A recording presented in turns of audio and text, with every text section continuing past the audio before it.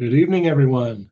I'm David Suddjian, and welcome to Bird Bomb's Helpful Bursts of ID Info.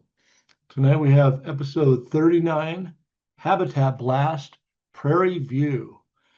I'm joined tonight by Gigi Zarzuela and Nate Bond. They'll be helping out with our Let It Fly segment later on in the presentation. And if you have any questions or comments that come up as we go along or after the presentation, there'll be a time at the end when you can ask those, and I'll be happy to answer any questions you might have. I'm excited about tonight's show because the Prairie region of Colorado is, I think, really my favorite part of the state. Now, there's lots of beautiful parts of the state. The whole state is gorgeous, but when you spend time out in the prairie area, you come to realize some of the state's greatest riches. And a lot of people think there's not much out there. It's all flat. It's all the same. But no, it's really rich. And as a birder, it's an important area. So tonight we're going to stay on our theme or revisit our theme of habitats. So we've talked about a couple habitats on recent bird bombs, forest environments and riparian zone. And tonight we're going to continue with another area. So habitats are the environment where a bird finds what it needs to survive. And I've got a little listing of some of the basic Colorado habitats here on the left-hand side of the screen. And the variety is the spice of life in terms of the bird world. And so being aware of the different types of habitats and their components and what bird communities are associated with each of them is a really important part of our birding experience and coming to know what birds we can look for in what areas. And so Colorado has a good variety of habitats. We'll just take a quick tour of some of them. Grassland, which is going to be a focus for tonight.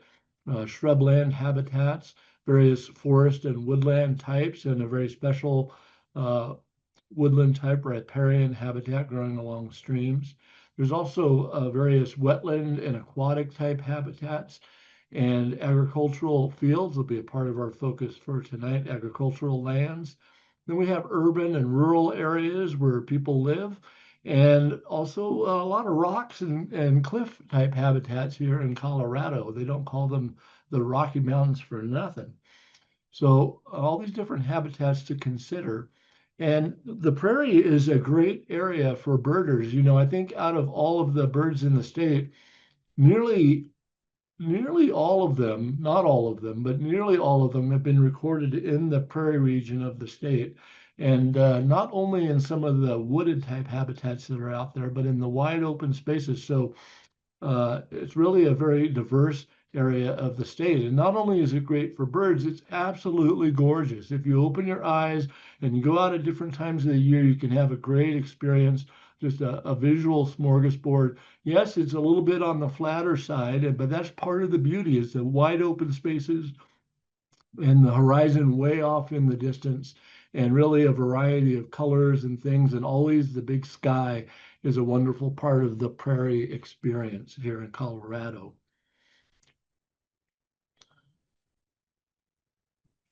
And you know, there's birds out there. And in fact, in some times and in some areas, they can be quite abundant. This little grouping here I call the Big Five. When I'm out in the early summer doing my breeding bird survey routes that are out in the prairie region, or if you just go out birding, these are five of the species that seem to be pretty much everywhere: Western kingbird, Western meadowlark, our own state bird, the lark bunting, the wonderful mourning dove, and the horned lark. The horned lark, possibly the most abundant bird in Colorado at certain times of the year. And even though all these birds are really common that I have shown here, you know, all of them have a declining trend in the North American Breeding Bird Survey's results from Colorado. Some of them significant, like our own state bird, the lark bunting, has one of the more significant declining trends in Colorado for all of our breeding birds. So common, definitely part of the Big Five, but these are not to be taken for granted. And there also are a lot of species out in the prairie that we birders really want to get out there to see because they're special for us. Things like the thick-billed longspur, upland sandpiper, greater prairie chicken, mountain plover, and the wonderful burrowing owl. So a lot of prairie specialties for the birder to pursue at different times of the year, finding some of these great birds when we go out on our trips out to the eastern part of Colorado. So actually 1/3 of the state's area, or a little bit over that actually, is what we call the Great Plains region of Colorado. Has the lower elevations in the state, from our state's lowest point down along the Arkansas River in southeast Colorado, and reaching up to the foothill edge at about 6,500 feet. We call it a steppe climate. And one of the things that's noticeable is the absence of trees. Now, that's not true everywhere. There are trees in different sorts of places and settings, particularly along streams and in towns and in the cities that are out on the plains area. But for the most part, when you're out there, you're dealing with wide open spaces without a lot of trees around. So, but it's not a featureless prairie, right? There's a matrix of different grassland and shrubland habitats out there. The topography is not all flat, but there's rolling terrain and occasional buttes and canyons that add to the drama. And there's actually, below the surface, we have a variety of soil substrates, and that plays out in affecting how the different grassland habitats occur and other features. There's also water out there, not all the time in every place, but there are water features, both human-made and natural water features that are an important part of the prairie landscape. And there are trees. We have trees along riparian corridors. We have trees planted around people's homes and ranch buildings, and then, of course, in towns and things. So there's actually a lot of variety in the prairie landscape. The Colorado Native Plant Society identifies 3 natural habitat types of the grassland sort that we're going to focus on tonight.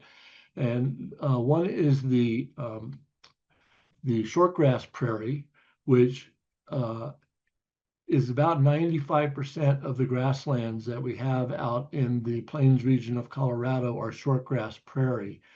Goes from the foothill margin all the way to the eastern border of the state. And for the most part, especially where it's in good natural condition, it consists of grasses that are down low, a lot of wonderful wildflowers as well. So grasses that maybe are only growing, ankle high or maybe a little bit more than that make up the shortgrass prairie habitat. Then we have a tall grass prairie. Now, most of this has been gotten rid of in Colorado, plowed under for crops. It's very rich areas for growing things, generally speaking. And we only have a few tiny remnants left, notably for birders, a narrow strip along the Front Range, like in Boulder County, for example, that attracts some cool prairie birds, and a few other spots in southeast Colorado and out along the eastern border of the state. So not a lot of tall grass prairie left. And true to its name, it consists of a taller grassland that may even get to be sort of waist high in some places here in Colorado. And then the third major division that the Colorado Native Plant Society is identifying is sandhill grasslands and shrublands. So these are generally rolling terrain that are dune fields that have stabilized into vegetated sandhills. And the sand sage and some other low shrubs are our principal cover out in the sandhill grasslands and shrublands. And so we find this a lot in large areas, particularly in sort of the central portion of the Colorado plains, the sandhill grasslands and shrublands. And then looking through a bird lens, the Colorado Breeding Bird Atlas II identifies a number of different habitats, grassland type habitats, and associated things that are out in the plains and up in the mountains. So we have a short grass prairie and tall grassland, like we were just talking about, also a cactus grassland, maybe with cholla and other cactuses. Up in the mountains, montane grassland. Alpine tundra is essentially a grassland type, grass dominated in many areas. Hayfields are important cover type. And the sand sage shrubland that we just talked about, as well as rural and agricultural lands, and then playas. So in case I forget to mention, a playa is a body of water that is ephemeral. most of them are ephemeral. They may only be flooded following significant rains, big thunderstorms, and sometimes they may lie dry for a number of years until the rain happens just right. Particularly spring rain and summer thunderstorms can flood out the playas. And they may remain flooded for some period of time of weeks to several months or even more than 1 or 2 years for some large playas that get a lot of water. But it's kind of an ephemeral here and there type habitat. And a lot of times it's not there so much, but in some good seasons we can enjoy playas flooded with water, and they become very important habitats for birds. So there's other realities out on the prairie, of course, cities and towns, riparian corridors along streams, and then a number of man-made reservoirs, some of them quite large, out in the plains region of Colorado. And the other grasslands we find outside the plains area, up in mountain parks. Say South Park has a prairie type environment over much of its the floor of South Park. Montane meadows and grassland, and then alpine tundra, as I mentioned. So those are grassland types that we're not going to consider tonight because we're going to focus instead on the Great Plains prairie grassland habitats, the agricultural and rangelands that are out there, and playas. And we're going to focus most of my discussion in terms of a lot of the bird focus will be on the summer into autumn season. So when we get into winter, there aren't so many birds out there in terms of variety, but there are some special things, and some birds can be particularly abundant in certain places at certain times.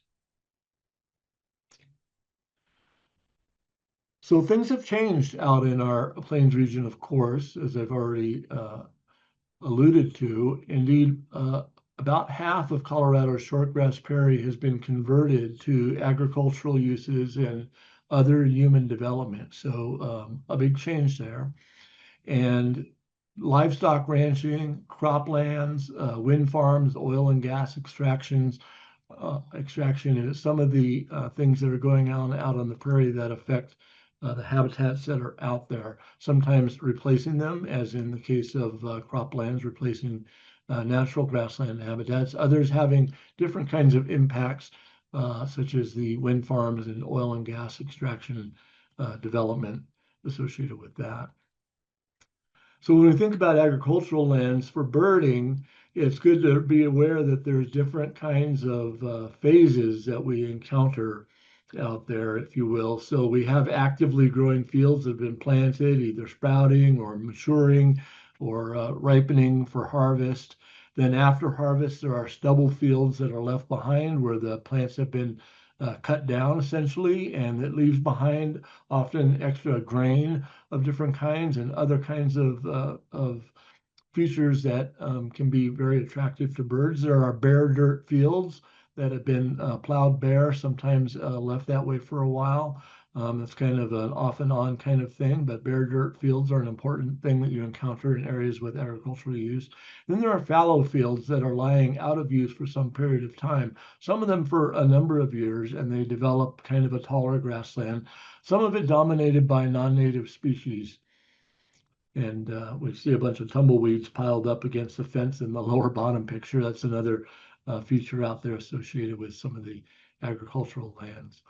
So all of this conversion of habitats and loss of natural habitats has, of course, impacted bird populations. And some of the species that we love the best are actually declining in Colorado, in part due to loss of habitat and conversion into different types. And yet agricultural and rangelands provide for significant populations of prairie birds, and they host some of the prairie specialties. For example, the mountain plover finds much of its habitat in the prairie region in agricultural fields, wheat fields in particular, and the bare ground that's also associated with those wheat fields. So those areas are still very important for birds in a big sense. So grassland and agricultural fields, of course, provide food, cover, nest sites for birds, but there's other habitat elements that are out there that we want to be aware of. as birders that can help us to find different kinds of birds because they may be required by certain types of species. One example are the playas that I've mentioned, so natural water features. Now, I'm not going to talk specifically about reservoirs and things tonight, but they're kind of offering some of the same resources as playas, but also some different resources. But the playa habitats and other water resources are important elements that birds are looking for. There are prairie dog towns, now less of them than there used to be. And unfortunately, some prairie dogs are still being exterminated in different areas. But the prairie dog towns are very important for several birds, some of them special ones like the burrowing owl, the ferruginous hawk, um, some of our longspurs, the mountain plover, are some of the cool birds that associate with the prairie dog towns. And then there are sunflowers. I like to call them out particularly. We see a lot of sunflowers growing, particularly along the margins of roads. A very dramatic, lovely image here from Tom Wilberding of a road up in Logan County, which looks like, as he called it, like a royal way. And they can be really beautiful this time of year. It's a great time to go out and enjoy the sunflowers. And every year is a little different. Some are better than others, depending on rainfall and such. But the sunflowers are really important because not only do they provide a vertical structure and a density where birds can find cover, but of course the seeds and the things that are associated with the plants, insects and other things, provide a great foraging resource for birds. So sunflowers are one important prairie amenity. Then there are different sorts of farmsteads, ranch infrastructure, buildings actively used, and many abandoned buildings. Also things like power poles, fence lines. This kind of stuff is providing different types of structure and cover for birds, sometimes important nesting sites, perching spots, things like that. And associated with a lot of the ranches and so forth out on the prairie and other stream corridors, we have trees and shelter belts. Shelter belts, plantings of trees in rows, generally providing some kind of a wind protection or other kinds of features. So these are important in the matrix of the grassland and agricultural lands that are out in the prairie. And then we have bridges and culverts that provide habitat for things that like cliff swallows and some other nesting birds. And then there are the neighboring habitats of the riparian corridors and in some areas, some woodland types. And the birds mix and match. They may spend spend time in the tree environments and venture out into the grassland and agricultural fields for foraging. So the two things mixing together is an important part of the bird habitat and birding experience out there on the prairie. So there are a lot of different birds, and I'm not going to do much more on this slide. We'll leave it for the video afterwards if people want to study, but just hitting on some of the characteristic birds of the Colorado prairie, grassland, and agricultural land environments are highlighted here. And we're going to focus it in a little more. As I said, there's a wide variety of birds that have been recorded out there, but we're going to focus in on what I'm going to call here the real prairie birds. So these are some of the species that are most characteristic of the Colorado prairie environment. And let's kind of take a tour through some of these. The first ones that come up are the snow goose and the Ross's goose. And these are here as a late fall through the winter feature in Colorado. So we don't have them right now. But as we get towards the end of the year, there's going to be large numbers of geese appearing out on the plains, and they associate especially with the larger reservoirs where they find the cover they want for resting, but then they go out and forage in agricultural fields. Stubble fields in particular are important for the geese. And so there may be tens of thousands of geese in some areas during that wintertime season. And the snow goose is one of our most abundant. And the Ross's goose, a lot less common, but pretty much always in the mix when you have the big flocks of white geese. If you have a sharp eye in the upper right picture, you might pick out some Ross's geese among the bigger snow geese. And then in the bottom left, we have some snow geese dropping in with cackling goose, another of the more common geese. But the cackling goose has a very big presence in our urban areas as well. So I didn't characterize it as one of our real prairie birds for here tonight, but it certainly is one of the birds that we encounter out there in a big way. Then there are the chicken types, and the scaled quail is one, and it likes the grassland settings, but also kind of scrubby areas, areas where there's some kind of shrub cover are favored by the scaled quail. And the special sharp-tailed grouse is a declining species. So we have two kinds of sharp-tailed grouse in Colorado, one that lives on the prairie, and we're right at the southern end of their distribution here in Colorado. And there is another form that is in the northwest part of the state, Routt County, Moffett County, and that is a different subspecies of the sharp-tailed grouse. But our prairie sharp-tailed grouse has declined markedly in Colorado and lost much of its range, where it's now mostly found in northern Weld and northwestern Logan County, so much more limited range and relatively small population for the sharp-tailed grouse. We have two kinds of chickens, prairie chickens out in the eastern prairie. One is a little more widespread and occurs in the northern half, mostly associated with sand sage habitat, and that is the greater prairie chicken. The lesser prairie chicken is nearly extirpated from Colorado. There are a few places where they occur, no public leks anymore, as far as I'm aware, in Colorado. The leks that occur are on private land, so not an easy species to find, and very small numbers are left in Colorado of the lesser prairie chicken. We have a few shorebirds to highlight here. The mountain plover is one of the famous prairie birds in Colorado, not nesting only in the prairie, but also up in like in South Park, in similar sort of habitat, but a very different setting. And then the upland sandpiper, associated with agricultural fields for the most part, along the Platte corridor in northeastern Colorado is where they're easiest to find. And then the long-billed curlew is a little different. It likes the dry grassland settings out in the wide open spaces, and it has its greatest occurrence down in the southeast part of the state. So upland sandpiper northeast, long-billed curlew southeast. Some raptors are highlight out on the prairie all the time. The harrier, ferruginous hawk, Swainson's hawk, and rough-legged hawk all find their principal occurrence out in the prairie of the eastern part of Colorado.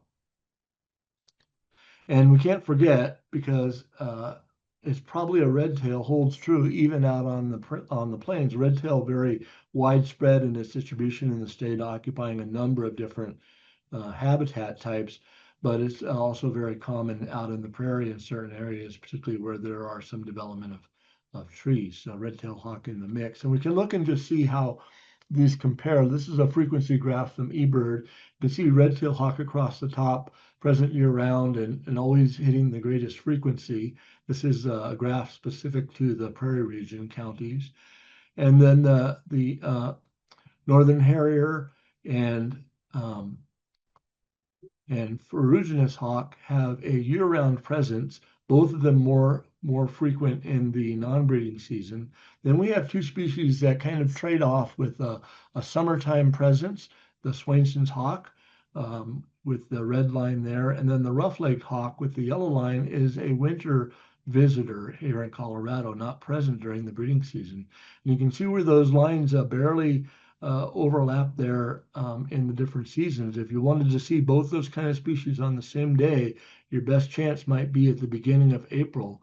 But by the time we get into fall and the Swainsons are nearly out of here, the roughlegs are just beginning to appear. So those two species kind of replace each other in a sense, both long distance migrants, Swainsons most especially, coming and going to different parts of the world, in addition to their time here in Colorado. So burrowing owl is a perennial favorite, really pretty much completely dependent on prairie dog towns here in Colorado. If you want to find burrowing owls, you got to find the prairie dog towns. And western kingbird, very common out on the prairie, along with the eastern kingbird and Cassin's kingbird in certain areas. Cassins can be quite numerous in some areas. And then the two shrikes are a lot of fun. And just like the Swainson's hawk and rough-legged hawk, they replace each other to a large degree seasonally here in Colorado. Here's a fun burrowing owl family um, that I tossed in there. They're juvenile burrowing owls, not fully fledged, all grouped together, probably near their nest burrow there.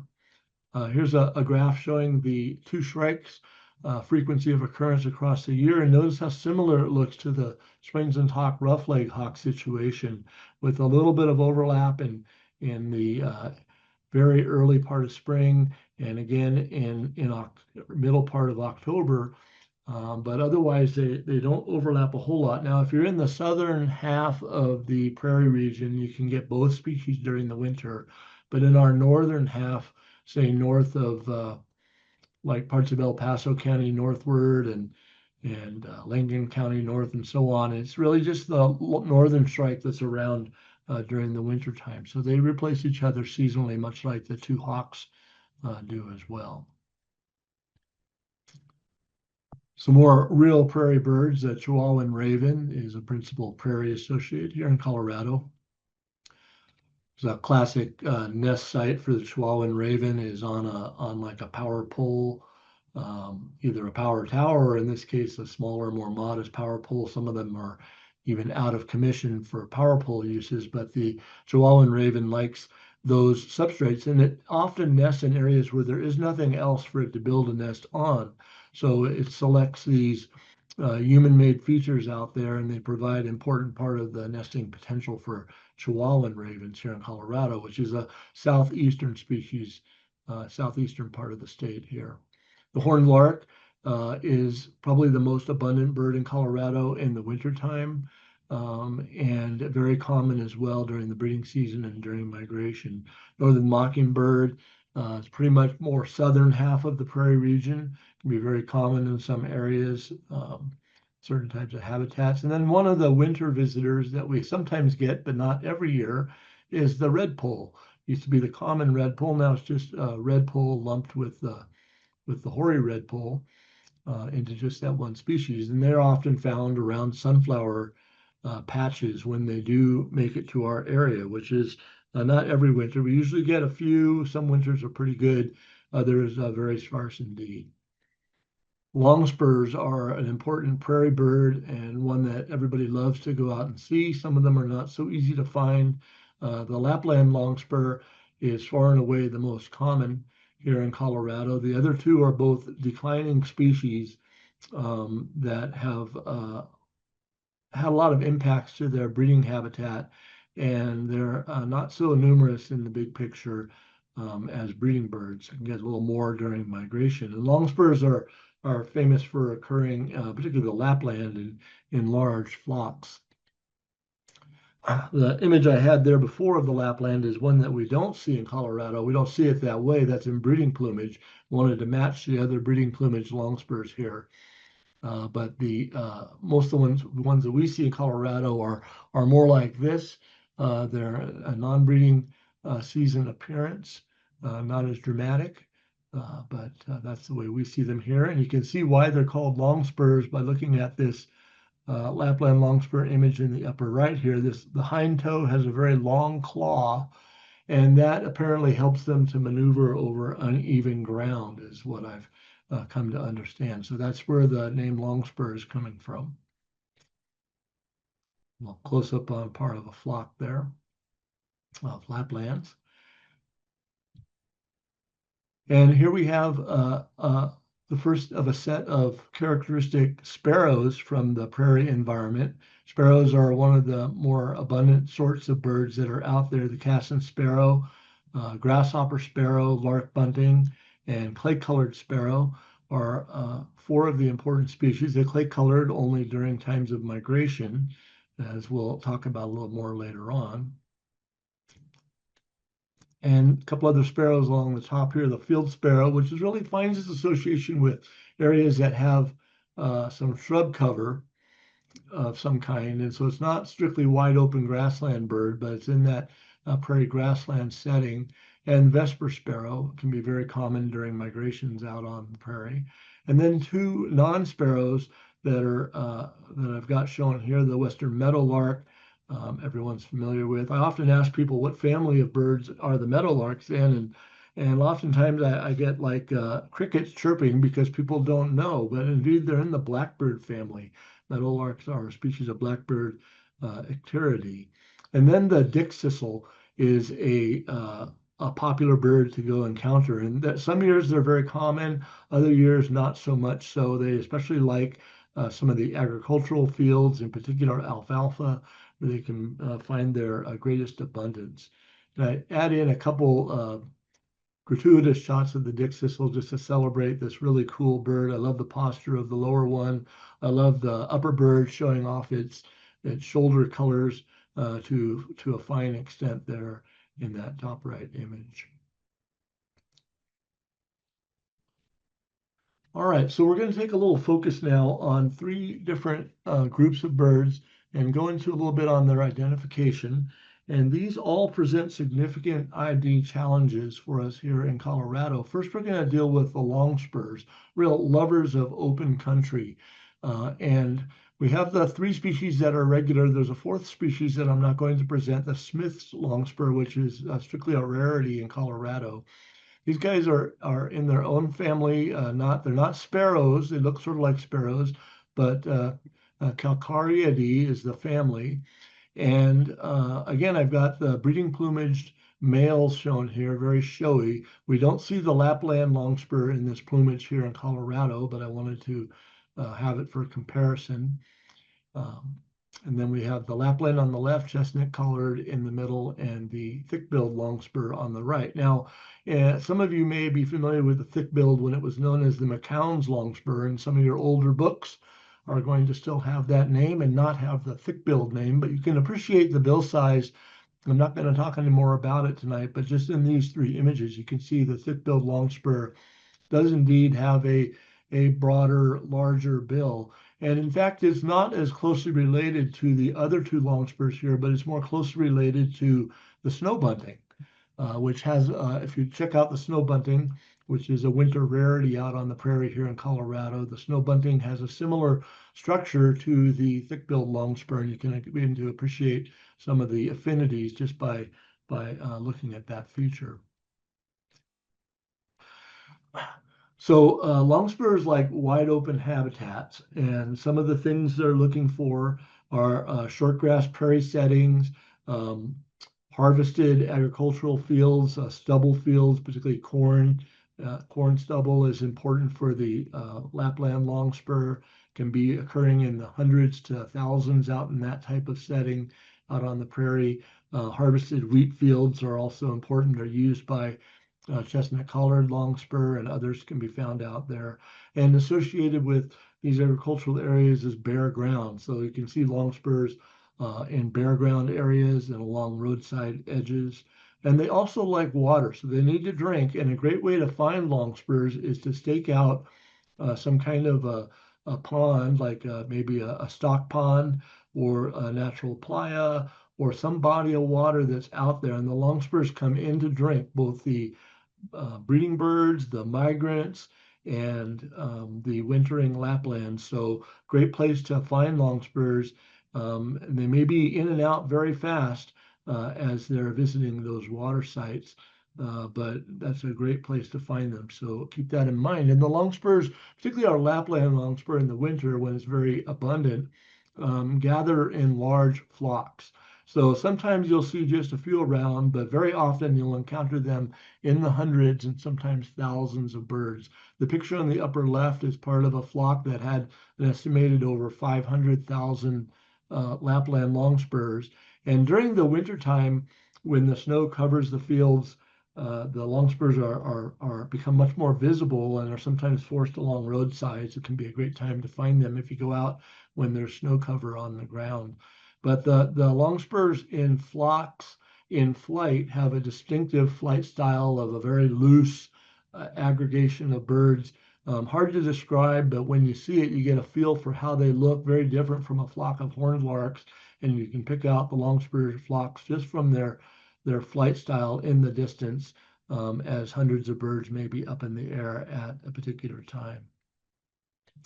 These images from near Lake Sheridan in Kiowa County are of a flock of Lapland longspurs in January that were coming in to drink water. So they were actually drinking on the wing. They were flying low over the water, and you can see one in the lower left here with its feet down in the water, and it's about to dip its head in. And this one on the lower right actually has its head thrust into the water. So they're getting drinks, maybe a little bit of a bath too, as they course over the water, thereby avoiding maybe potential for predators to get them. Longspurs can be very flighty around water sources, and these guys were making repeated passes around a small body of water to drink and maybe bathe. So pretty cool. Here's the eBird chart for the frequency graph for the three longspur species. And one thing that we can notice right off, and in fact, I think I have, yeah. So we see the Lapland longspur in blue is a non-breeding season presence, November to February, and they tend to occur in large flocks, and they are really don't overlap a whole lot with the other two species, but we can see there is some overlap, particularly in fall and in early spring, when you might be able to find all three species of longspurs. Then the chestnut collared in red and the thick-billed longspur in green have a very similar pattern of frequency with a spring movement, a fall movement, and a breeding season presence in the middle. And you can see here we are right now in the later part of August. We're kind of at a little bit of an ebb here for frequency, but as we move into the early part of fall, both the chestnut collared and thick-billed become relatively more frequent, and it's a great time, end of September, early October, to go out to spots, especially near water, and see if you can find those two kinds of longspurs at that time. They tend to be in smaller groups than the Lapland longspurs. So let's delve into identification a little bit here. We've got the same order of species here, Lapland, chestnut collared, then thick-billed on the right. And what I want to focus on first are the wing patterns. There is some color on different parts of the wing.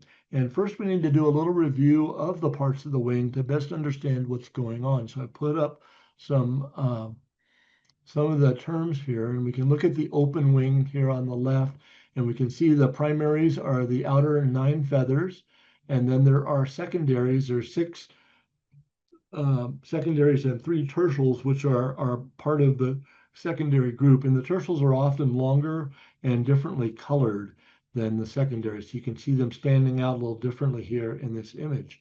And then these are called the flight feathers, right? The remiges, the flight feathers in those 3 sets, primary, secondaries, and tertials. And then they have coverts that lay over or cover over the bases of those sets of flight feathers. So primary coverts, we're not going to worry anymore about those, but importantly, we have the greater secondary coverts, the median secondary coverts, and the lesser secondary coverts. And so these often have pale tips that form wing bars. So when you see wing bars, it's the tips of the greater and median secondary coverts. So 3 different little parts of the wing there are important to recognize. We can see those playing out in these other images as well. So here in the chestnut collared, the greater secondary coverts, they're over the secondaries, greater secondary coverts, median secondary coverts, lesser secondary coverts, also with those wing bars. And over here on the right, on the thick build, we have the greater secondary coverts and the median secondary coverts and lesser secondary coverts. Now, notice there's color on the wings, in particular for the Lapland and the thick-billed longspur, but it's located in a different spot.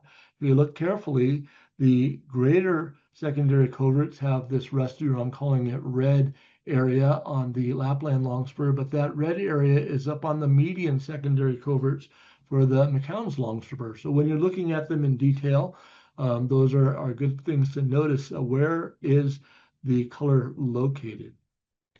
So each of the species has a different pattern. The Lapland has the red greater, black median, and which are maybe covered over by the scapulars. and the gray lesser covert. So we can see that pattern here in the flying bird. On this perched bird, the scapulars, which are up along the edge of the shoulder here, are covered over all of the median and lesser coverts, except for the tips of the median coverts are showing there with that white bar. But up above that would be black, like we see in this image. On the image of the chestnut collared, we can see that the greater coverts are gray, the median coverts are black, and the lesser coverts actually have some white right there. It's kind of hidden by parts of the by lesser other parts of the lesser scapulars, which are or lesser coverts, which are gray. But we'll see that a little better here in this flying bird. You can see gray, black, and then a white patch on the lesser uh, secondary coverts. And then finally, the thick-billed longspur has yet a different pattern of grayish greater coverts, and then reddish, sometimes bright red, like on the adult male, reddish median coverts, and gray up on the lesser coverts. So the details are important there on the wings of these guys. So now we looked at the wing patterns. We can kind of see that still on these images, but let's consider the tails a little bit. Another important feature to look at on longspurs, and they each have a different pattern based on the amount of white in the tail and how it's distributed on the feathers. The Lapland longspur has the least white, and normally we just see a white outer edge provided, especially by the single outer primary that's mostly outer tail feather that's mostly white. And then as we move to the chestnut collared longspur, we see the white is much more extensive, and it forms a kind of black triangle on the tail. So it gets progressively more black as you move to the inner tail feathers, and so you have that kind of triangle pattern. And then the thick-billed longspur has what looks like an inverted black T on a tail that's mostly white. So much more extensive white on more feathers of the thick-billed longspur. And as you look at them either perched or in flight, it looks like a little upside down T. So that's actually a really good feature to look for as birds are flying over or if they're coming into land where you can see them in the open or along the edge of a water feature. Looking for the tail pattern can be really helpful. Then we'll look a little bit at the face pattern and the underpart pattern. So the thing to look at on the face is what we call the border of the auriculars. So the auriculars is an ear patch here, and it has in the Lapland longspur a nice bold dark border. You can see in both these images. And in the chestnut collared longspur, it's much more subdued. It's also bordered, and it's going to vary from picture to picture and individual to individual. You can see it more strongly on this lower image. And I think the adult males have more of a border than, say, the immatures do, but a little bit of a border around, but it's not nearly so bold or distinct as on the Lapland longspur. And then the McCown's or the thick-billed longspur has a kind of a blank face look with not much border action going on around the auriculars and often not showing really any at all. So blank-faced, intermediate, strongly patterned as we move from right to left here among the three species. The underparts are worth looking at. The Lapland longspur usually has some nice, fairly strong streaking. The chestnut collared longspur has indistinct streaking across the breast. You have to kind of pay attention sometimes. Or on some of the wintertime males, you might remember the adult male was all black underneath on the breast and belly area, but on the wintertime males, it's kind of blackish. You can see it extending down onto the belly area. And then the thick-billed longspur tends to have kind of a blank underpart pattern, maybe a wash of gray across the breast area where it has black in breeding condition on the males, but generally not so streaked and a much more bland looking overall. All right, so we're going to let it fly here a bit now. I'm going to welcome Gigi and Nate to chime in here, and we'll have a little longspur review. So not a quiz, but I've numbered the images here and like to invite you guys to see if what stands out if you want to talk about wing patterns or tail patterns or underpart markings. I can start with photo number 2, Lapland. The distinct border on the auricular is like the very first thing I noticed, as well as that warm reddish tone on the, I got to practice my vocabulary, on the lesser secondary coverts. So greater, remember, Oops, because greater, median, lesser is how they're lined up, and that's easy to get confused. But the greater are the biggest ones. got it. That's one way to think about it. But yeah, so a nice reddish patch there. You can even see it in this bird in flight. Um, that nice reddish or rusty colored area stands out pretty well there too. And even that auricular mark that you're talking about, the border. Cool. Yeah, and then I guess just to touch on one, kind of looking at the tail feathers, comparing 1, 4, and 6. 1, there's not really any white in the outer tail. It's kind of tucked tight, but I think you would probably see even a little bit of more of a white in that flight for the Lapland. Um, yeah, I also just was thinking about the really white breasts with the darker streaks along the flanks for number 2 with the Lapland as well. Mhm. In fact, all three of these show a nice difference in their underpart patterns. The one in the middle there, that chestnut colored, is a juvenile bird. So I didn't go into aging, not wanting to complicate things too much, but when you get the ones that are kind of all brown looking in the chestnut colors and kind of drab, those are juvenile chestnut colors or immatures, I should say, and those can be pretty commonly encountered in the fall. On number 3, I like the very bold black on the breast, helping us know that it's chestnut collared. And is that in breeding that they have the black, David?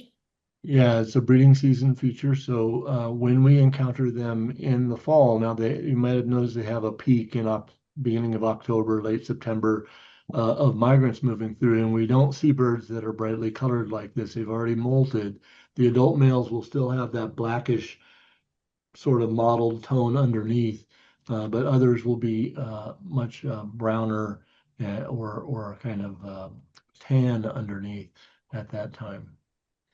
So that's a breeding season bird there. So the breeding adult males are not so tricky to identify, but sometimes we don't get great looks or we may be seeing some of the other ones.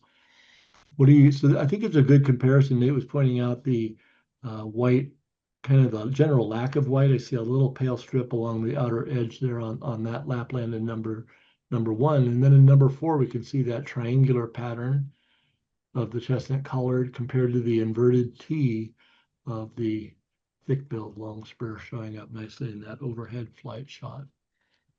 And David, this is not in your pictures and maybe too early, but I'm gonna throw the question out there anyways because I feel like it's tripped me up before. I'm trying to remember the hornlarks have a darker tail pattern, right? Do they have kind of a black tail pattern? I feel like in the past that's been something that has confused me. Yeah, the horned lark has a black tail with white outer margins. So they have black and white like longspur, but it's more like the black goes right down the middle for several feathers width. And so you have a nice black bar down the middle and white along the outer edge. Sort of maybe recalling a Junco type pattern, but a little bit more extreme. But you definitely get the impression of a black tail, which the longspurs lack. They look like they have, except for the black tips on the feathers, they look more like a brown tail with the white. And the horned lark is a larger bird. Um, I might have some pictures later of the two species together, or two types of birds together. The horned lark is a little bit bigger, more like a large sparrow size, say, like lark sparrow type size bird, or even a little bit bigger than that. The longspurs are quite small, relatively, a little bit bigger than our, say, chipping sparrow type size, so quite a bit smaller. And they stand differently too. The bird on the right, lower right, that lower right thick bill number 7 is, you can see it kind of crouched down toward the ground, and the one in the middle as well. A very common posture for longspurs is to kind of crouch down, whether they're at the water edge or out in a foraging situation. Helps make them even harder to find out in the fields. but the horned lark stands taller, a little more upright on longer legs. Here we've got a little summary of those different features of wing, tail, face, and underparts. One of the cool things about longspurs, it can be very frustrating, is they can totally disappear in the fields, even close to the road. You see the flock coming down, only dozens of yards out from the roadside, and they just absolutely disappear. You get the scope out, the binoculars, and you're scanning, and you can barely, if you're lucky, see some moving. They're very well camouflaged, particularly in the non-breeding plumage, and they're down low against the ground. It makes them just remarkably good at disappearing into the field. Very frustrating at times, I can tell you. But anything else you want to notice on this? I guess on not question number one, on picture number one, Lapland, if we see a flock flying, like what should jump off the page? Because I feel like I notice on the most defined bird, the dark border on the auricular, but I don't see maybe the dark border on the coverts, but is there anything else we should notice? I was expecting to see white on the tail edge, and I don't see it there. Yeah, it's just one, really the outermost feather is mostly white, and unless the tail's spread a little bit, you're not going to notice it maybe much at all. So the lack of white is an important feature relative to the others. Also, you can usually, if you have a decent look, you might pick out the prominent rusty or reddish greater secondary coverts are pretty visible unless the birds are in the distance or up above you. But if they're coursing low over the field, you could see that. So those would be good features. Another thing to think about is the time of year. Remember, they overlap a little bit in the mid-fall and then early spring, but not a whole lot. And you often don't see them together too much. But then once we get into the main Lapland season of later fall and through the winter, it's pretty much the only longspur around. The other two can be found, but they're going to probably come up as rare on eBird. They may be somewhat regular, particularly in the southern part of the prairie region of the state. But the Lapland is predominant. And when you see really large flocks of hundreds of longspurs during the wintertime, even though they may be at a distance and you can't see any details, you can kind of go to the default. Those are Lapland longspurs, and you're going to be right on that assumption. All right, I think we're going to continue right on here to our next little group here. So we'll spend a little time with the three Spizella sparrows. So that's the genus that has the chipping sparrow, the clay-colored sparrow, and the brewer's sparrow are all members of the genus Spizella. And this graph is in my way here. Sorry for that. I'm gonna have to escape my thing here. I'm just gonna take a look at this pattern here before I get rid of this graph, because it's blocking what I wanted to look at. But so I'll take a little detour here, and we can see the seasonality of these sparrows. They're all none of them are around in the winter, and the chipping sparrow is far and away the most frequent and most abundant. The other two are similarly abundant overall. We see the chipping and brewers have a breeding season presence where the clay colored does not.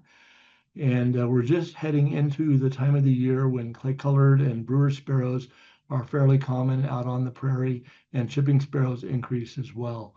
So the chipping is not primarily a prairie sparrow, but it is common out there during migration time. They nest in different settings for the most part. So we can appreciate that little bit here. Let me just get rid of this graph and go back to my whole share. All right. So here we have our three species lined up here, and I've got some of the notes below of the things you want to focus on. And mostly with these species, you want to look at the face pattern. So when you're presented with one of these guys, you want to see what you can about the face pattern. What is the prominent feature, and what is going on with markings and colors on the face? There's one of them you can see here is not like the others. That's this young chipping sparrow. The immature chipping sparrows retain streaking well into the fall.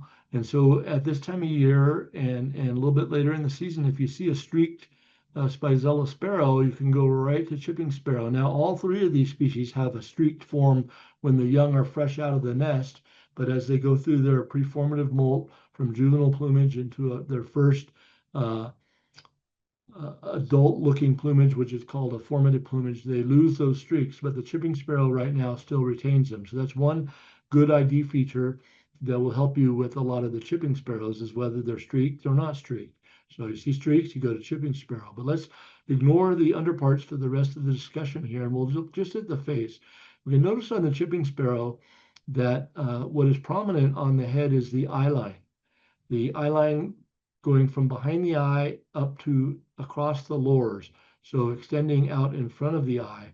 And as I look, if I squint, the thing that kind of stands out most on these four faces is the dark eye line. And you'll see if you look in detail, they have an eye ring, but it's been divided by the eye line into two eye arcs. A narrow division there, but there is not a complete eye ring. When you look at them, you can generally say, oh, there's eye arcs divided by the dark eye line, which is most prominent.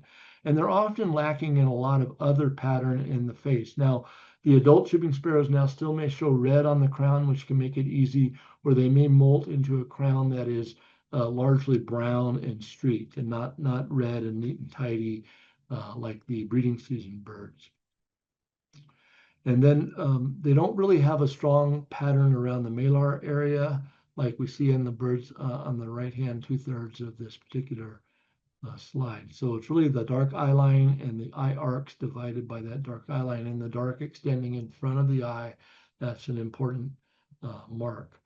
Now, on the clay-colored sparrow, we get to a much more patterned face. And the things we want to notice here is what stands out as most prominent in these four images. Well, to my eye, it is this pale malar line is the strongest feature on the face of the clay-colored sparrow. Notice that brewer's sparrow shares that malar line, but it may not be perceived as the strongest feature, and it's not usually as distinct and contrasty as on the clay-colored sparrow.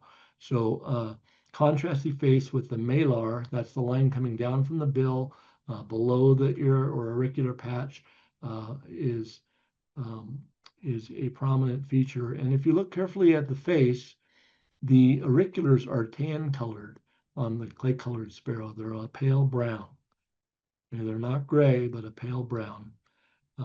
And in front of the eye, there's no dark line extending. So they do have a dark eye line, not as contrasty as on the chipping, but it does not extend in front of the eye. So compared to the chipping sparrow, the dark coming in front of the eye, clay colored, not at all.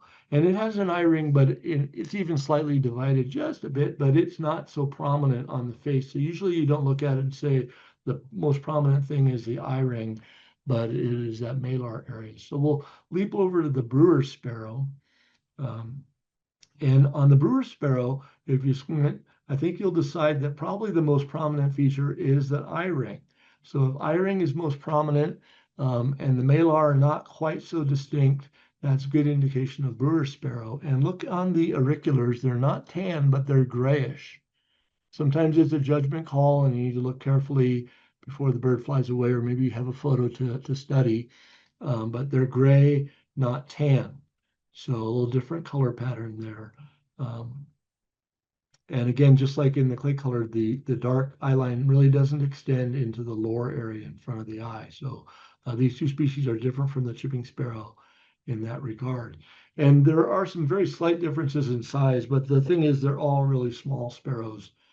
So size is not something we generally want to look at for these little Spizellas. All right, so invite you guys back in here. We'll do a little Let It Fly segment with our Spizellas. And I don't have the names up this time, so maybe we can go through in order 1 through 7, and you guys can give me your take on what you see. On one? Oh, go ahead. Go ahead. I'll go. Okay. Number one, I'll say the first thing I noticed was that the auriculars, I think I'm using the correct term, look kind of brown to me, but then I noticed that it's got that dark line that's going through the eye. So it kind of made me question maybe the first instinct or the first thing I was starting to gravitate towards. Um, Gigi, you want to add anything onto that? Just that the black eye line, I think, is very helpful here, because of this group of three. It's the only one that's going to have black in the lores. And can you put your cursor there? Yeah. So that section, it's almost perfect. It looks like it's tattooed on this specific one. So that helped me rule in the chipping sparrow and rule everybody else out. And the other thing I noticed is that in breeding plumage, I would expect a really beautiful rusty cap, and we don't really see that here. So the eye line is the helpful feature, and then it really makes the eye arcs pop. Yeah, good to note the eye arcs as well, as that ring is divided by that dark eye line. And yeah, the breeding plumage adult with a nice red cap bordered in black is very distinctive. And those are easy IDs. There's still some around now that look like that, or we'll be moving through. But as we go along into the season, we won't see those so much, and we'll see birds a lot more like this one. So what do you think about number two? Definitely has those streaks that are standing out, which you kind of told us that was a cheat code, but I was also trying to think about the fact that sometimes you can be sort of sneaky. So I was trying to make sure that I was getting rid of some of the other sparrows that have streaked breasts, like song sparrow and Lincoln sparrow, which it doesn't have some of the features that they would have, like a dark central spot or kind of some buffy along the flanks for a Lincoln sparrow. So I'm feeling like maybe this is not one you've tricked us on, but you want us to use your what you've taught us just recently, and that it's a juvenile chipping. Very good. Yeah. So among our small Spizella sparrows, those streaks are a good giveaway for the chipping sparrow. And I would never throw a curveball like that at you guys. It's much too cruel. How about number three? It looks we've got two birds there. And so take a careful look. The very first thing I noticed, and they both have this, is you didn't discuss color, but to me it's almost like butter yellow, and that was consistent in all of the images. The malar is prominent and it's contrasted. So of the three species, clay colored is going to have the most contrasted face. Okay. I mean, the one on the left is giving me pause, but I think I stand by what I said. Okay. I'm thinking that the one on the left might be a Brewers. I sometimes struggle a lot with these birds, but it could be the lighting, the eye ring on the one on the left maybe looks a little bit more prominent than the one on the right to me. Um, and it looks a little grayer. But I will say I have two screens here and the colors were slightly different on my two computer screens. So if I get it wrong, I'm just gonna blame it on that, I think. So just considering what you guys were just talking about, we have three features that we're focusing on. There's an eye ring. They both have. One has it more prominent than the other, I would say. No pun intended. They both have a malar streak, but one is more prominent than the other. So not equal in that regard, really. And you can see it's set off by a darker border, which is helping that prominence. And then this is a subtle difference, and it could be affected in this presentation based on how you're viewing the thing. But this is tan, this is gray. So we have those three differences, which were important, and Nate, you're on the right track there. So, in fact, the Brewers is actually smaller. It looks slightly smaller, but I wouldn't go with that. And you probably wouldn't notice it in the field. But in looking at this picture, you can kind of perceive that. But the Brewers with the maybe more prominent eye ring, less prominent malar stripe, and grayish versus tan auricular patch. So cool. And you can, right now, when you see a flock this time of year and on, especially a little as we get into the coming weeks, you could have all three species together in the same flock perched amongst each other. So it can be very tricky to sort them out. So looking in detail at the face pattern is a good way to go. So how about number four?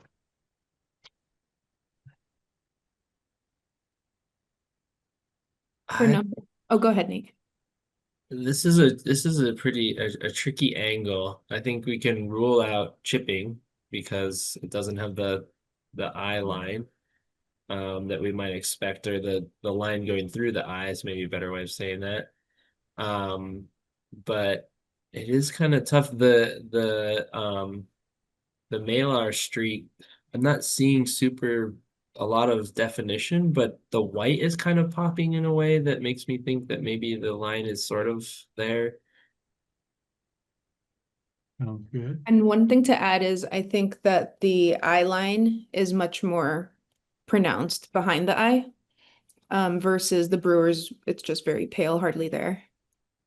Yeah, the Brewers has a blanker looking face on average compared to the clay colored. There's some variation between adults and younger birds, but we won't worry about that.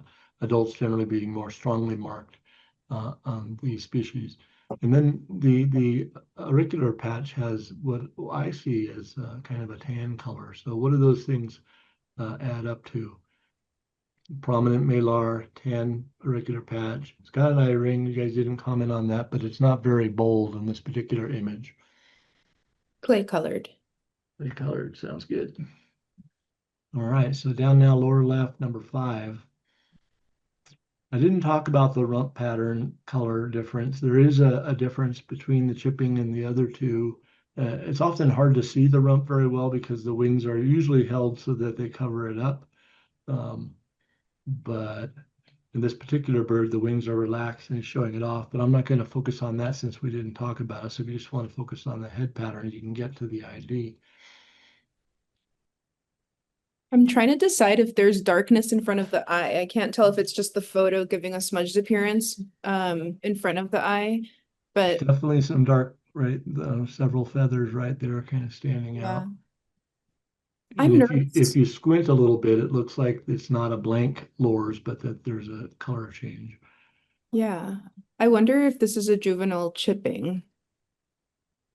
But just none of the other ones have the eye line in the lure, so And we also see the eye ring kind of prominently divided by the dark eye ring into I two keep eye arcs. forgetting to look at the eye ring. It's just I need to train my eye. Because Well, as just soon as Nate said eye ring on number 3, I was like, of course. yeah, and just think about the fact that it's going in the chipping. It's in both fore and aft of the eye, and so that's dividing the eye ring into two eye arcs. Mhm. And on the other, since it's not really going through the eye, if you will, you don't get that arc effect so much. So what do you think this one is? You said chipping. That's a correct ID. I'm not positive of the age. It could well be a young bird. Um, I'll tell you what though, I know I said chipping, but my brain is not registering it. So I'm glad I'm glad we're having this conversation. Like if I saw that bird in the field, I wouldn't think chipping before today. So I'm glad we're talking about this. and it does have kind of a good bit of face pattern kind of going on, which some fall birds do, particularly immatures that have molted out of that streaky phase can often have a stronger face pattern. But again, you want to go to the eye line and the arcs as being an important feature. So we got number 5. How about number 6? We can look at the brown rump area on this bird versus this chipping sparrow. That's one little view of a difference there, but we didn't talk about that, but that is something that's there. Well, what stands out on number 6? Yeah, I mean, I think we were kind of just going over the eye ring. That's the one thing to me in this photo that really stands out. Um, so I would tend to lean towards Brewers. It doesn't look super it doesn't have like a ton of buffiness in the little patch above its eye, which is I can't think of the correct name for it right now, but That's the supercilium. supercilium, thank you. So that's kind of what I'm going off of. You got that right. Brewer sparrow with the eye ring prominent. And then number 7's giving us a head-on view. You can see a lot of patterning going on. You can decide maybe what the most prominent feature is. So I'm suggesting picking out the most prominent feature is a good way to sort these 3 out. Is it the eye line going through the eye, dividing eye arcs? Is it an eye ring, or is it the malar stripe that's most prominent? I love this angle. I love this angle on any bird, but I love it on this guy especially. His malar is like the number one thing sticking out for me, and it reminds me of like an old gentleman's mustache, kind of curled up, but that's to me what stands out. And that would make it what? Oh, clay colored. Very good. So here we have a little summary for these ID features we're talking about for these three species. So good job sorting these guys out. David, can I ask a quick Yeah. question? We had a question from the audience that I think is probably talking about number 4 that I think might be a good time to bring up is that somebody was asking about the gray nape on the clay-colored sparrow. Is that something that's definitive, or is that something that maybe isn't as definitive as we would think? So when you see breeding birds, so again, we're focusing on fall, late summer, fall here in my presentation of images. All the Spizella images have all been from August to November that I'm using here tonight. In the springtime, the clay colored has a nice contrasty gray nape area, but the other species, as you can get a hint of, certainly the Brewer's has some gray there, and even the chipping sparrow can look gray on the nape. So the clay colored often looks the most gray there and maybe is the most largest area, but it's very variable among the different species and individuals. And so I don't like to focus on that ID feature certainly by itself or as a primary thing. Now, some individuals will show a really nice gray area back there, and it can help, but elected not to choose that as a main ID feature.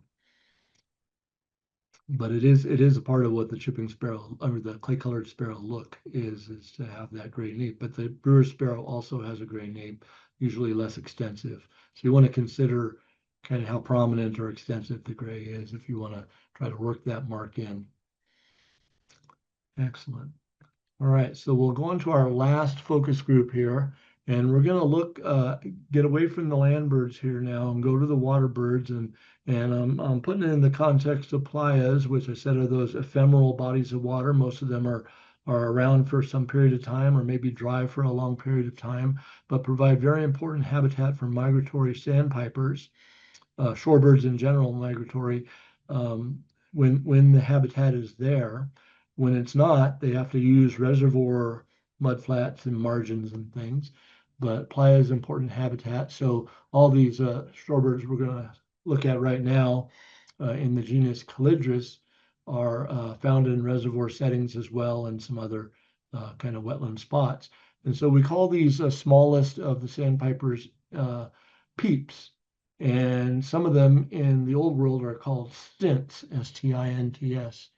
And in the genus Calidris, now there are quite a few species in that genus. It's a very big genus, and I've just highlighted some of the ones that are of annual occurrence here in Colorado are listed here. And we're just going to focus on these 4 that are in blue, the Baird's, least, semi-palmated, and western sandpiper in the rest of our discussion. So these are the 4 smallest of the regularly occurring sandpipers that we have. The Baird's is bigger than the other 3. So the really little ones are the western least and semi-palmated sandpiper. Here's a graph of these 4 species that we're going to focus on. And this is frequency of occurrence. And you can see they all have the same pattern. The Baird's at this time of year in the fall is the most frequent. During the spring, the least has the peak there. You can also notice an interesting pattern that the spring migration is shorter. The birds are present for a shorter period. These are all birds going to the high Arctic area. Some of them, like the Baird's, coming from great distances with winters in South America, southern South America. But they have a short migration in spring when they're in a hurry to get to where they're going. And then in the fall, it's much more protracted, about twice as long or even more than that, as birds are coming south in waves of adults first and then immature birds or juveniles. And they're not in such a hurry to get to where they're going. And so we see a much more broad season in the fall, which gives us a longer time to go out in the field. But we can see where these are all peaking at the same point, right about where we're heading into now. The end of August and the beginning of September is the peak frequency for these guys. But if you consider the numbers, this is average count. You can see the Baird sandpiper in the fall is far and away the most abundant of our four peeps that we're talking about here, the four small caligrous sandpipers, much more so than the other three, which are all kind of in the same ballpark. Least is the next most numerous, and then western and semi-palmated are very close in overall abundance. But Baird's has a big peak. We're already really past the peak of the peak, but we're still in a time when they're very numerous. And this is a bird that if you're at a good place, you might see them in the dozens to the hundreds, occasionally even thousands of individuals at good spots like Pruitt Reservoir when the habitat is prime in early September, late August. There could be, over 1,000 Baird sandpipers out on the mudflat, and you want to try to work through them to find the other birds. Baird's is a great reference species in that way, a good one to learn well because you can use it to compare both in plumage and size and shape and trying to pick out other species. So let's take a look first at the Baird sandpiper, and I'm focusing here on juvenile birds, which are the majority of what we see at this time of year. A little earlier in the summer, adults were prominent. Adults you see now are going to look like a lot like this one on the lower right, with a little bit of a messy pattern above, retaining some breeding plumage feathers, these dark centered feathers, versus these paler, duller brown ones are ones that are molting in for the non-breeding plumage. So I'm going to not worry about the adults any further. We'll focus on juvenile plumage. And one thing that stands out on the Baird sandpiper is it has very long wings. The wings actually project well out beyond the tail, as we'll look at in just a moment, but it gives the bird a drawn out or attenuated look that is distinctive. So long wings projecting beyond the tail with that attenuate shape. Overall, the Baird's, particularly the juvenile, has a brown aspect. If you look just generally at these images, you'll say these are brown sandpipers, right? And the juvenile has a wonderful scaly pattern all over the upper parts on the wings and the back mantle region of the bird. Has this beautiful scaly pattern of pale edges along all these feathers. So that kind of uniform scaly look is a distinctive feature for the Bairds without any particular white lines or highlights. There are pale tips on the feathers, but they don't really form a particular pattern. It's really that scaly look that stands out. And then on the breast, across the breast, there's a nice wash of moderately distinct brown streaks that often kind of blends a little bit into the white belly. We can contrast with the pectoral sandpiper here. It's a bigger bird, much less common than the Bairds.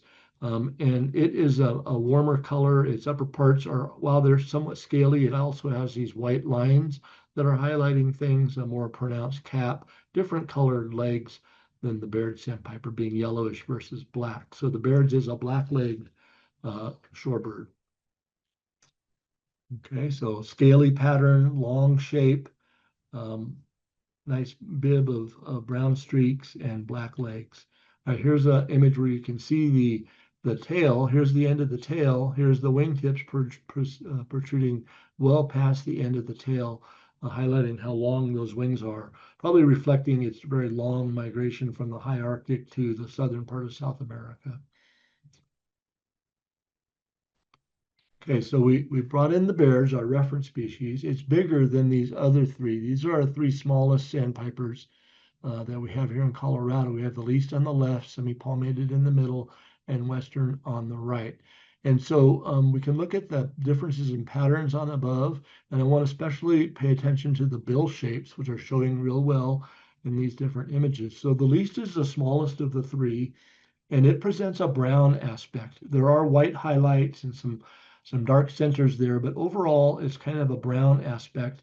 And it often looks fairly brightly colored, particularly the juvenile birds are fairly bright when they're in fresh plumage, almost a warm brown or even orangey tone sometimes on the least sandpiper. It's different than the others in that its legs are decidedly yellowish. And that's going to depend a little bit on lighting and so on, but provided you have a proper view, you can say that they are yellow legs or yellowish legs. And sometimes it's good to compare them to the other sandpipers nearby. If you're not sure of the leg color, go to the nearby sandpiper. And if it has black legs, it's really going to show black.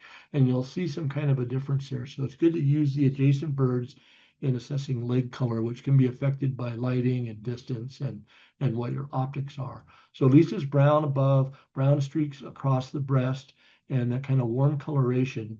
Notice that it has white lines on the back.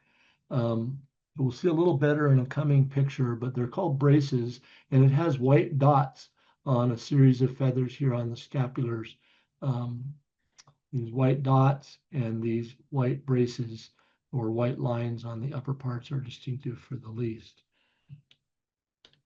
There's a few more images. These look very different. Here's a back view of this juvenile least. You can see those white braces and the white dots on the scapulars providing a nice patterning on the upper parts of the least sandpiper. This bird above is molting to a basic type plumage, and so it's going to become much more drab as it goes into later fall. Birds are actively molting when they're passing through our area, so you can see a variety of different plumage states when you start to look at them in detail. But as they become a little later in the season, they across the board, they become more drab in appearance. Okay, so there's least, and I think I have one more image. So you want to be careful. Sometimes if the bird's in a really mucky, muddy area, the legs can be covered in mud and appear dark, even though they're not. So here, this bird's legs are covered in muck, and so it looks black, but you have to just kind of consider that. Not terribly common that way, but it definitely happens. So we'll shift to the semi-palmated in the middle. And what stands out on the semi-palmated, I lost an important thing on the leaf. So let's look at this image here. And you can see its bill, it tapers markedly. It's broader at the base to a narrower tip and has a slight droop. But that droop is always evident, and that tapered effect is a good mark. So let's compare to the semi-palmated now, which is a little bit bigger than the least, still really tiny, but its bill is stout and not really, it does narrow a bit, but it doesn't have that same pronounced taper, and it's pretty much straightish, so it doesn't droop.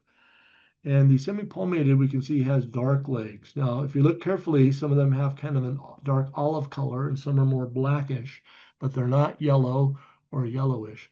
The semi-palmated presents, instead of a brown aspect like we see on the least, it has more of a grayish aspect.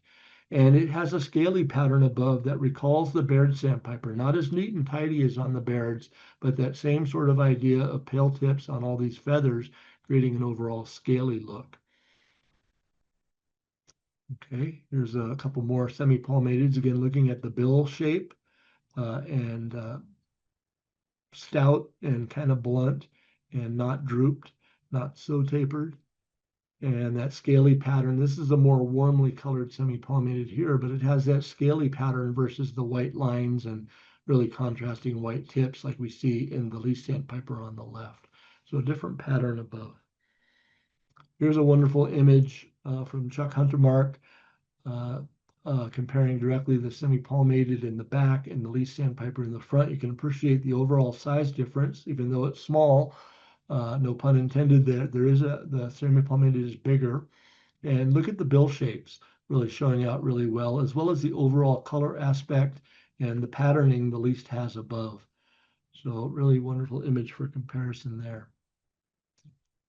Then we'll switch over, switch back over to the right side. The Western Sandpiper, my favorite of the three, I think, is distinctive in its bill. Its bill is considerably larger than the others, and it has usually a decided droop out towards the tip. And it kind of gives the bird a look like its front end is weighted forward by the bill relative to these other birds. So it looks bill heavy on the Western Sandpiper. It's another black-legged sandpiper. And on the juvenile birds that we see a lot of at this season, you want to look on the scapulars for this reddish colored bar. Now, some are very pronounced, especially earlier in the season, like this Western Sandpiper photographed within a couple weeks of today. And it has a nice reddish bar there. You can see that on the lower image as well. And that is often the most prominent feature. It doesn't quite have the scaly pattern that we see on the semi-palmated to the same degree, but like the semi-palmated, it presents a grayish aspect versus a brown aspect at the least. Here's a couple more images of a Western. You can discern that reddish bar, particularly in the upper image, but it can become less prominent on some birds as they molt. But what I notice on these two birds is the bills look different. They both are kind of bill heavy, particularly the upper one, and with a little droop. But the females have bigger bills than the males, and you can actually discern this in the field if you have them together, or some of the females with really long, somewhat more droop-looking bills. So the female on the top, and the male Western Sandpiper on the bottom with a shorter bill, but bigger than the bills of the least or semi-palmated. Here's a nice comparison showing some Western sandpipers on the right and semi-palmated sandpipers on the left. The Western is again slightly bigger than the semi-palmated, which is slightly bigger than the least. You can really appreciate the bill differences on these individuals.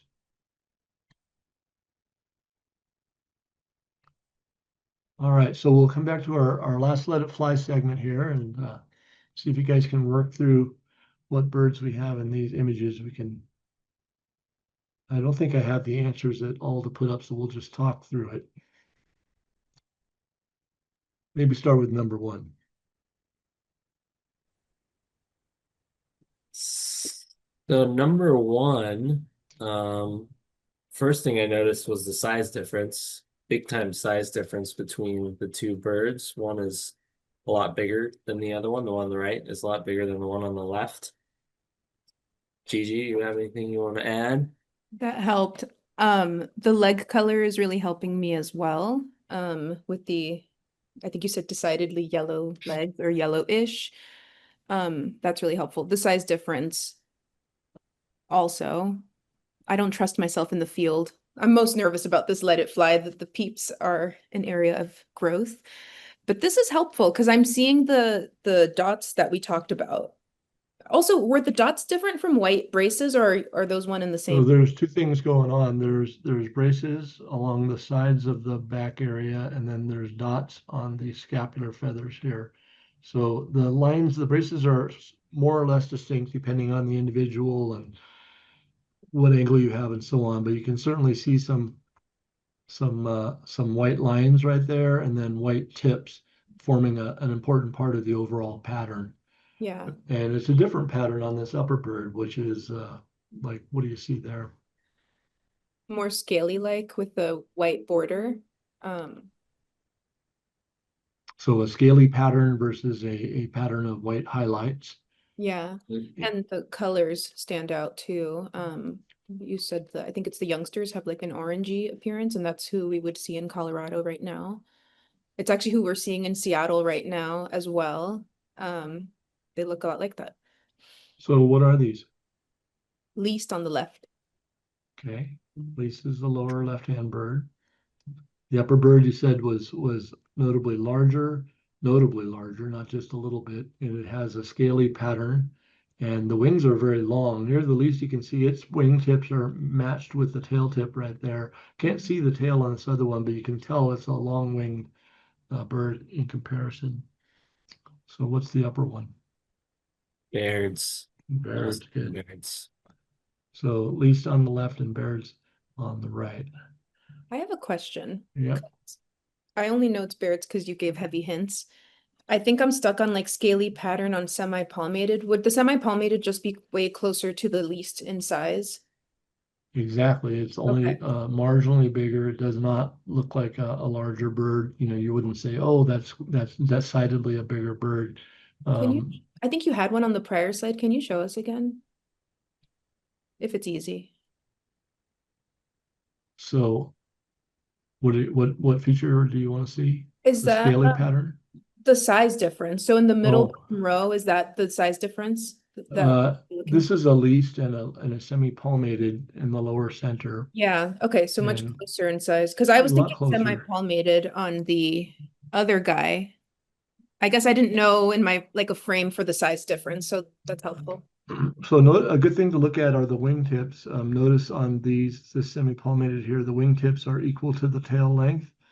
So they're not projecting out longer. That'll help to distinguish it from a scaly Baird. So it has a scaly pattern, but not as scaly, and the wings are markedly shorter.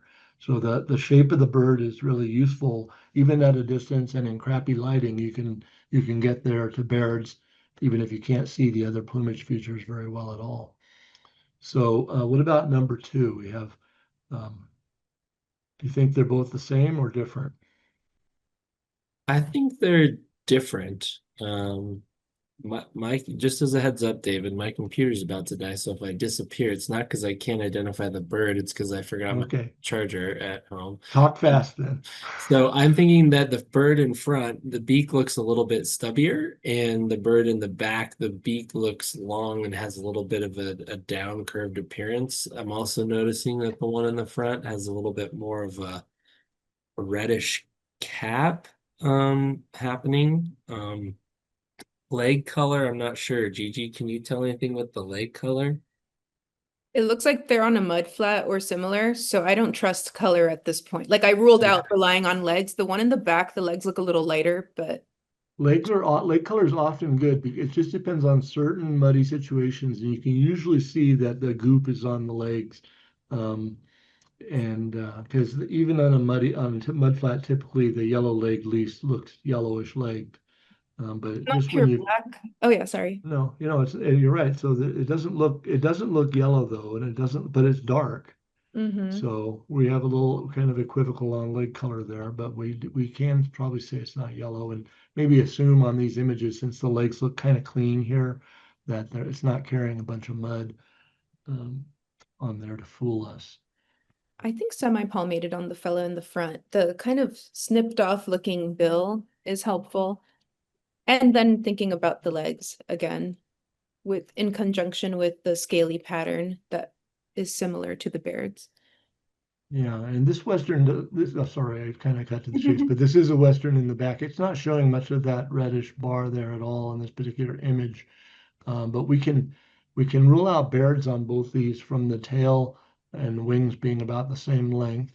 And the bill size and shape that you guys mentioned is good. They both have dark legs, not yellow, so that would rule out the leaf sandpiper. And neither one is really, this has more of a scaly pattern rather than the kind of white highlight pattern, even though there's a little bit of something going on there. But it kind of stands out as more scaly look overall. So semi-palmated in the foreground and Western in the bottom. What about number three? There's two real obvious marks.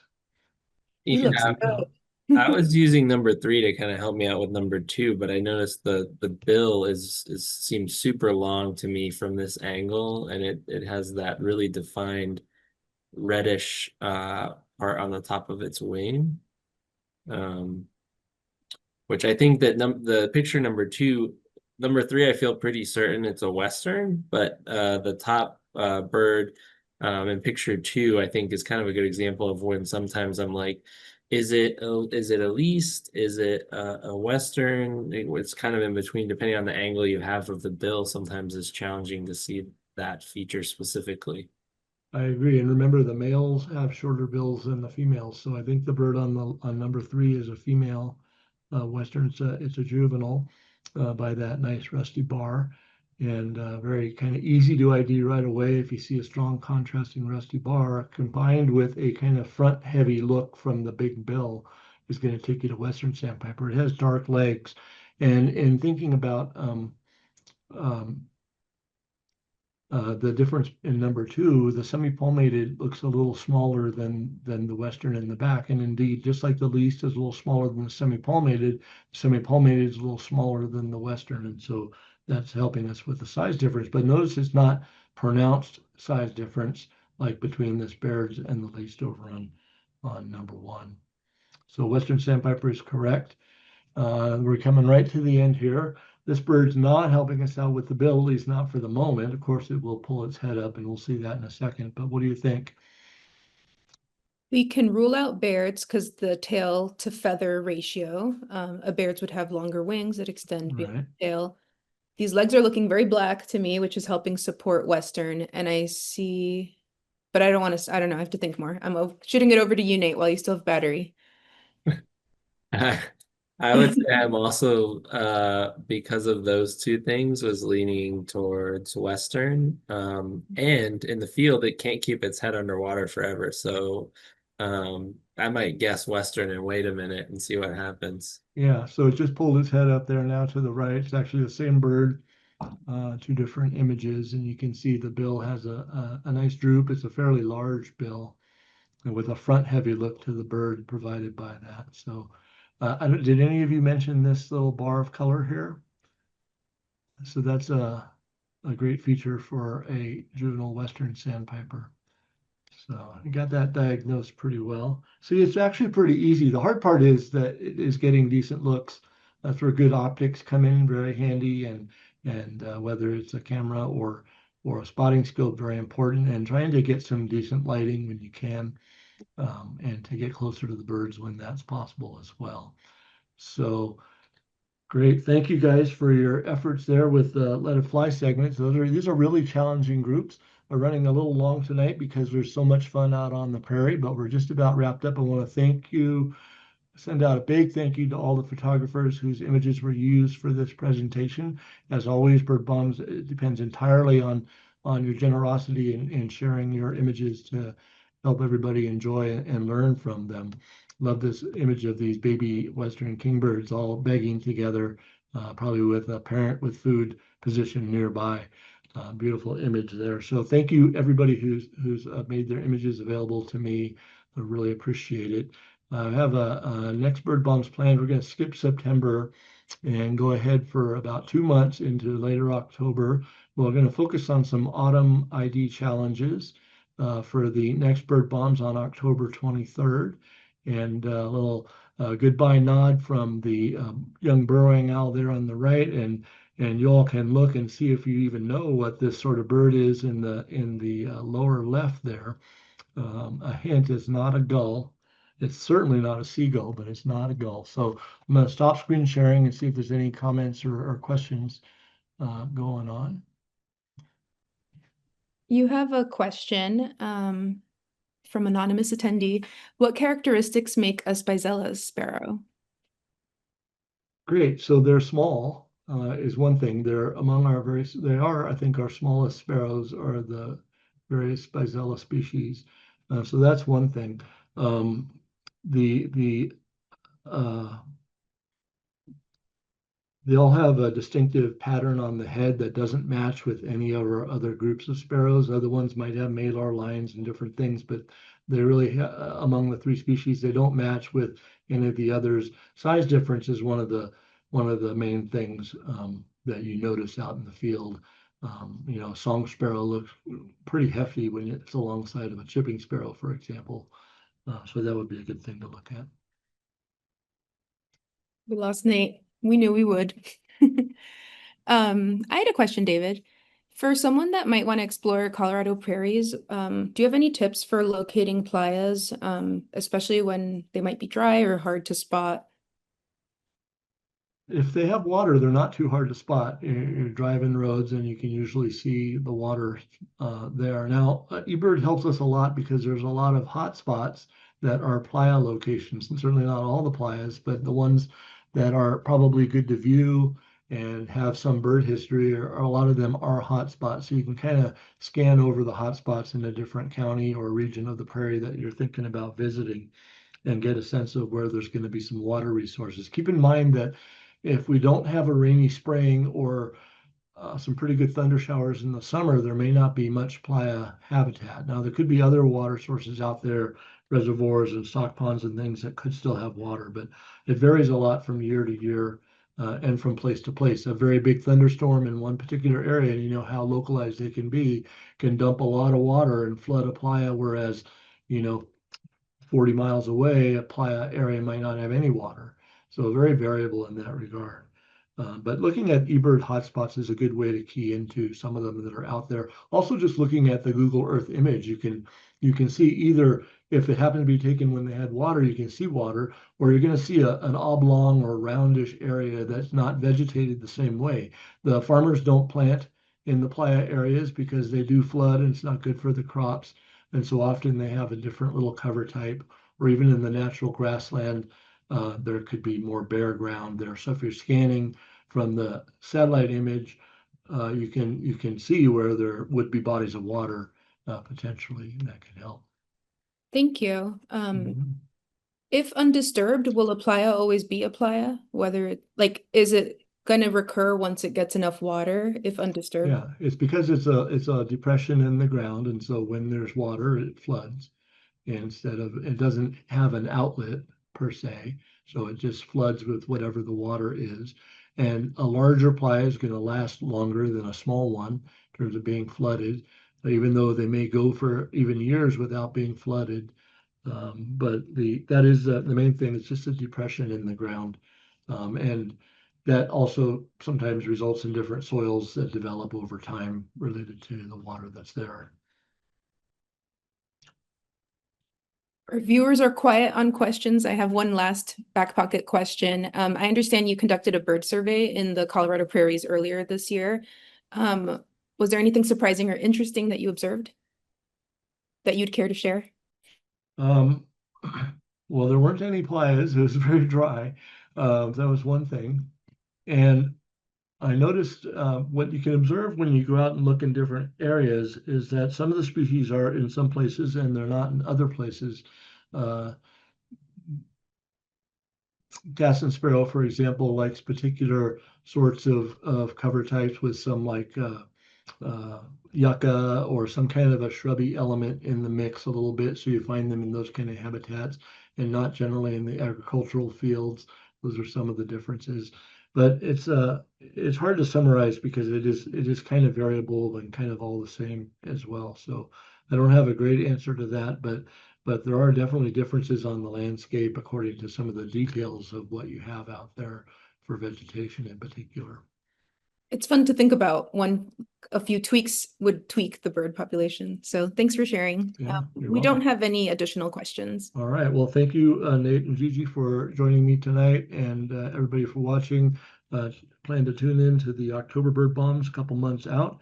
And thank you very much. Have a good night, everyone.